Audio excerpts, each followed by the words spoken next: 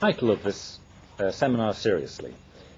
How relevant is Ernest's thought today? And I'm going to come up with a mixed answer. In some ways, no. I take seriously a comment once of David Layton, the American theorist of nationalism, who said Ernest describes his life and calls it sociology.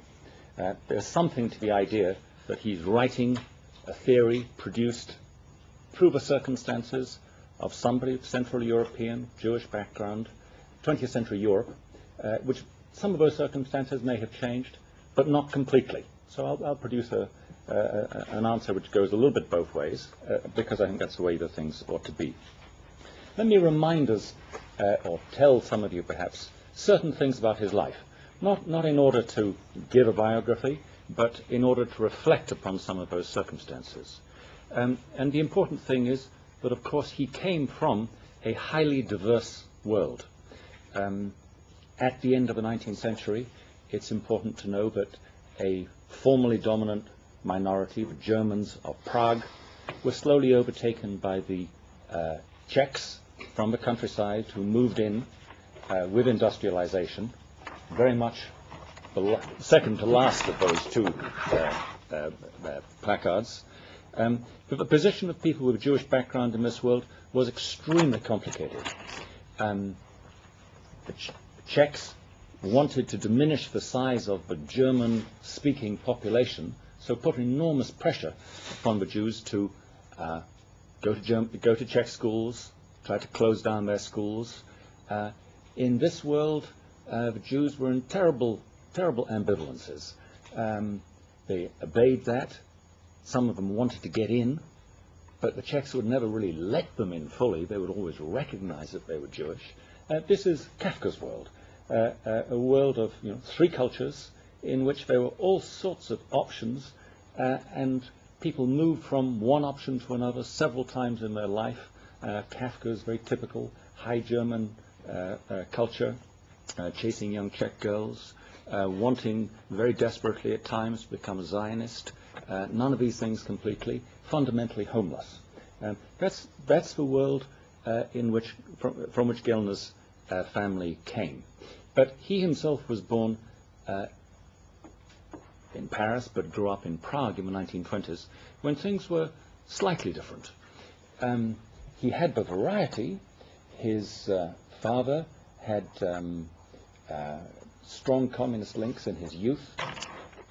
His aunt ran the Zionist organization inside Prague before eventually going to Israel. He himself was aware of all that. He was never circumcised. And late in his life, somebody took him into a synagogue. He hadn't got the faintest idea of what was happening. Czech Jewry by that time was beginning to intermarry. But again, it still couldn't really get in because Masaryk had a particular position for Jews. He didn't really allow them to absolutely integrate. On Ernest's census return, family census return in 1930, you can see that most people are classified by language or nationality, but there's a special status that Masaryk allowed for Jews, Židoška, which his mother put down, his father didn't. That census return shows a Czech maid, a German governess, very, very, very complicated, extraordinarily rich world. Einstein present, Jakobson, the Social Democratic Center for exiles, a left-wing center in Central Europe at the time. Enormously rich place. What was Ernest's experience? Well, it's very, very, very simple one. It's the experience of simplification, homogenization. The family was utterly loyal to Masaryk, therefore stayed until 1939. Ernest saw Nazis arrive, escaped miraculously through Belgium, partly because somebody daubed on his train carriage door that he had diphtheria, which wasn't true, so it was a miraculous escape. Father escaped through Poland, even more miraculous. But went to England. When he returned in 1945 with the Czech Brigade of the British Army, he discovered that his mother's family, also both sides had Jewish background, had died in the Holocaust. Whilst he was there, he witnessed something that he found absolutely repulsive and was indeed hugely vicious, the expulsion of the Sudetendeutsch. He loved buying properties everywhere at all times. He refused for many years to buy in Czechia property because he remembered that as being so repulsive, entirely comprehensible, but nevertheless repulsive. So he had those experiences. He had the experiences of somebody who didn't feel Jewish, having an identity forced upon them, and the experience of this sort of homogenization. There are a couple of other things I'd like to just mention about his life. One of them is that if one thinks about his theory of nationalism, it's crucial to know that part of the material on which that was based was his fieldwork in North Africa. There's some very early articles where the invented status of the nation, this is particularly Moroccan material, but also Algerian material, was overwhelmingly clear to him. Very funny articles because he sees different potential myths of the nation being put on view, each of which is in various ways sort of historically and socially ridiculous. But that's important for him. It's important to know that he spent a lot of time in the Soviet Union, had two particular responses to that. In the 1970s, he was utterly delighted because he said, what's happening is the emergence of ethnic national movements. It'll be like Austro-Hungary. It'll be impossible to hold it together. Multinational frames can't last in the modern world. But then very late in his life, moving away from description to prescription, he said, my God, I hope it can last. There must be some way in propping it up, because the alternative will be Central Europe in the interwar years, small, fragile states, also terrible to Jews. Let's see if we can maintain it. That's purely prescriptive things just at the end of his life. And the final thing about his life is at the end of his life, he, of course, returned to Prague. And there, he was difficult to please. He had two responses. On the one hand, he hated it. He went back. There were no Jews, no Germans. The rich Czechs, we're glad the ambassador isn't here, managed to push out the poor Slovaks. Fairly nasty. It was, homogeneous, endlessly beautiful. He said terribly, terribly boring. He hated it, even though it's what his theory predicted. But he was full of passion about it. I can remember once seeing him in the Café Slava next to the Opera House, which was reopened after a number of years. Walked in. It was probably his first time in after it had been reopened. It was the cafe of the Czech national intellectuals one time. To everyone's surprise, he marched to a table, then stood up and sang to the assembled set of people, most of whom had sort of Palm Pilots and didn't know what was happening, a song to the Czech national revival. So he had great passion about these things. His theory of nationalism is, I think, first I'd like to say, I'm not going to go through his theory of nationalism, but I'd like just to at least make a marker that it seems to me there are three theories of nationalism in Gellner, and it's written down because you have this paper. The first one, in a sense, I think is the best one. The first one is the one which is in Thought and Change, single chapter, but it's one which has most sort of perfection in formal terms as a social theory. It draws heavily upon North African material. The argument is something like you need to have a certain sort of homogeneity inside a society to make an industrial economy work. That's present, but it's particularly good as a social theory because it has a sense of agency in it, and the agency comes from the North African experience of the block mobility of the native intelligentsia, trained in Paris, or the LSE, who when they go home, because of the color of their skin or their religion, some marker which makes them easy to recognize, aren't given top jobs. For such people, it's rational to play the national card. There are other bits of the theory. Gellner also adds tribes in the hills who dislike the empire, which is present for trying to change customary law into written law, who support it, even though nationalists then do exactly the same thing to them. He has things about workers inside bidonville and so on. So it's a very impressive theory. The theory that everybody knows is the theory of the book in 1983, Nations and Nationalism, written at a higher level of abstraction. It has gorgeous things in it, and it's a wonderful book.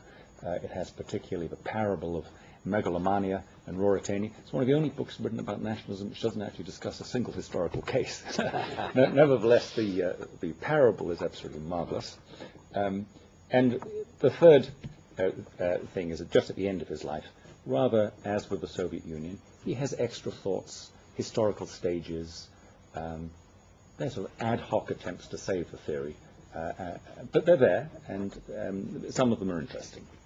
In all those theories, somewhere or other, there's a relationship between industrialism and nationalism. That, I think, is constant, and this brings me to the next thing that I want to say. I'm going to look in turn now at the weaknesses and the strength of Gellner's theory of nationalism, try and explain what he sees in a different form, and then end up some reflections. The weaknesses, it's a long time since the book was written, and I think there's a certain sort of agreement about weaknesses, and I think that most of the weaknesses recognized are properly seen as weaknesses, and I wouldn't wish to defend Gellner from them.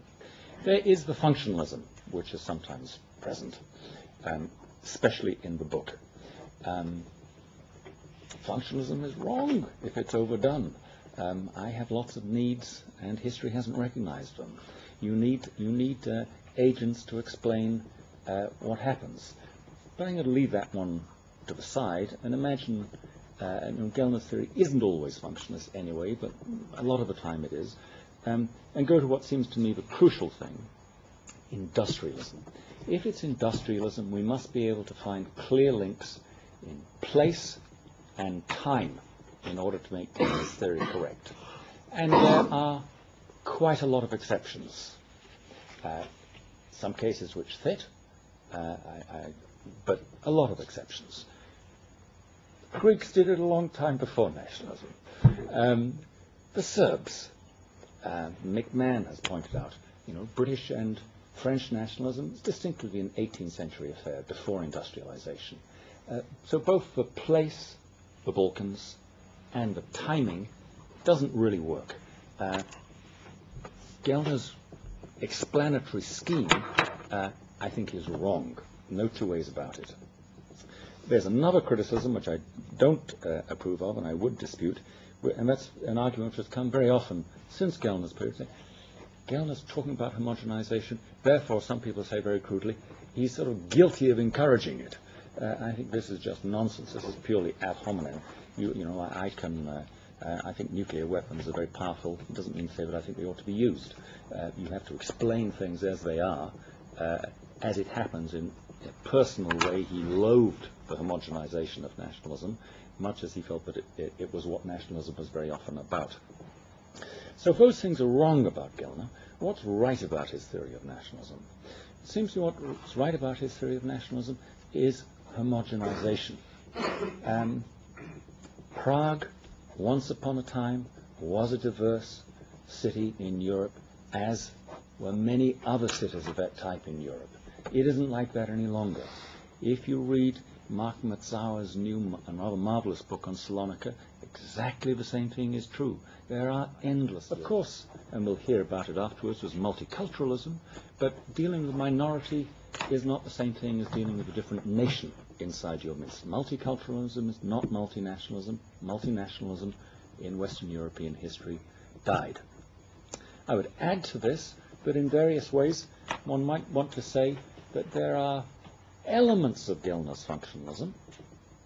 If you have homogeneity, there are certain benefits that it can bring.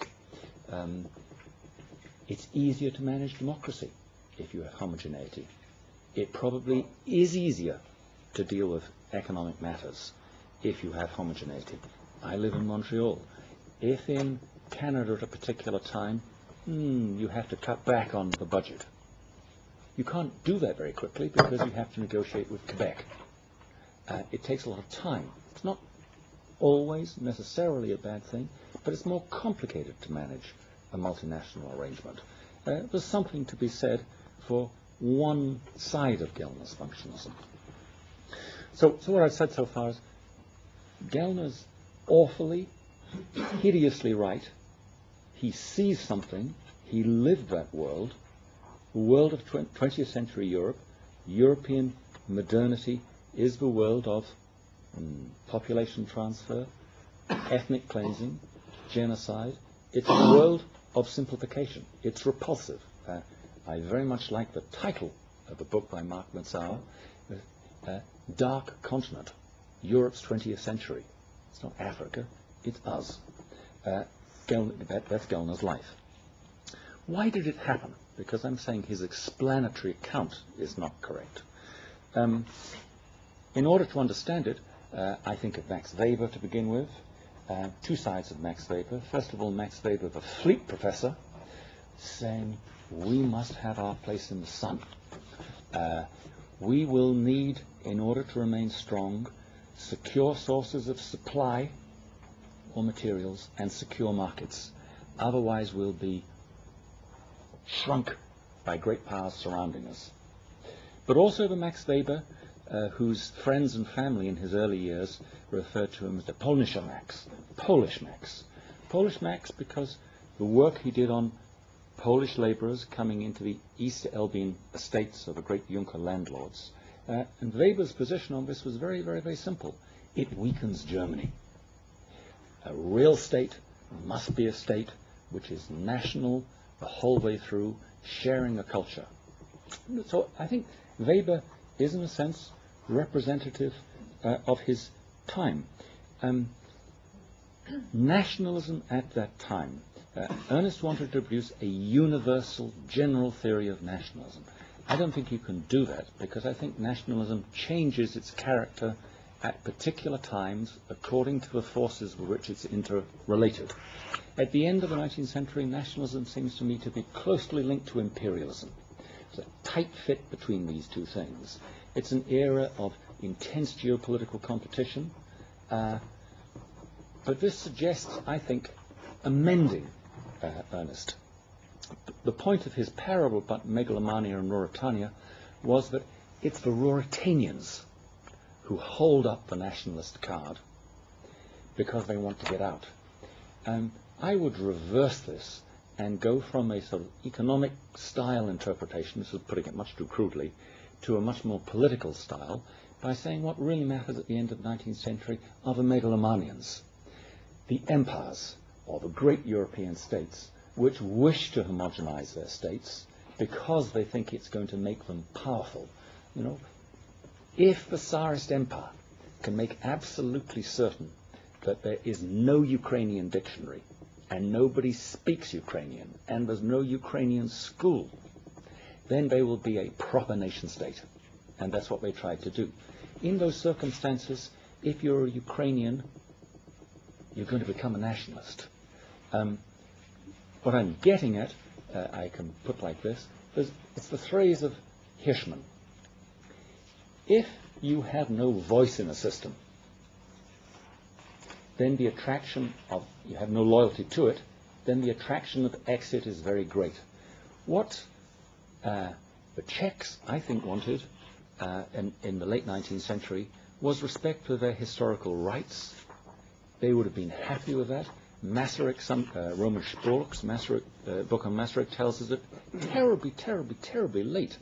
What Masaryk really wanted was a liberal empire, or a constitutional monarchy. He would have been quite prepared to have been a nation underneath a larger political roof, very rational, Germany and Russia on either side of you, but he didn't want to live inside something which was homogenizing, which was going to be difficult for the Czechs. So I think we need a more political view, aware of the historical context. I think the person, this paper gives me a chance to tease Michael Mann.